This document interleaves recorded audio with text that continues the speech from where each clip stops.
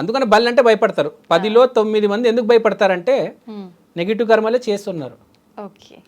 మీరు మంచి చేస్తే మీరు బల్లికి భయపడాల్సిన అవసరం లేదు. 2 చేతులు ఎత్తి దండం కూడా పెట్టొచ్చు, ఏం చేయలేదు, చాలా మంచి జరుగుతుంది. ఓకే. బల్లిని పూజించవచ్చు. మీరు కొన్ని టెంపుల్స్కి వెళ్తే బంగారు బల్లి, వెండి బల్లి అని ఉంటుంది. అవును. కర్మ సరిగ్గా ఉంటే ఆ వెండి బల్లికి, ఆ బంగారు బల్లికి 2 చేతులు ఎత్తి ఆరాధన చేస్తే మంచి టైం వస్తుంది. మంచి టైం చూపించేది బల్లి, బ్యాడ్ టైంని కూడా చూపించేది బల్లి. మీరు సరైన మార్గంలో ఉన్నారా లేరా చెప్పండి. ఓకే.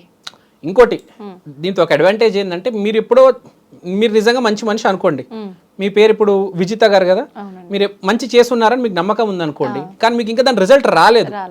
మీరు ఆ బంగారు బల్లి, వెండి బల్లి, లేకపోతే మీ ఇంట్లో ఉన్న బల్లి అడగండి, నాకు కొంచెం ముందే ఒక 10 రూపాయలు ఇవ్వగలుగుతారని అడగండి, ఇస్తుంది.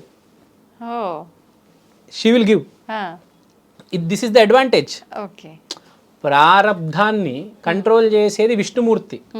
ఆ బల్లి వెళ్ళి విష్ణుమూర్తిని రిక్వెస్ట్ చేస్తుంది, ఈమె నన్ను అడిగింది, నేను మాట ఇచ్చాను, 10 లక్షలు కావాలంటే కారు కొనుక్కుంటుంది ఆమె, ప్లీజ్ స్వామి, ఇచ్చేస్తాడు స్వామి.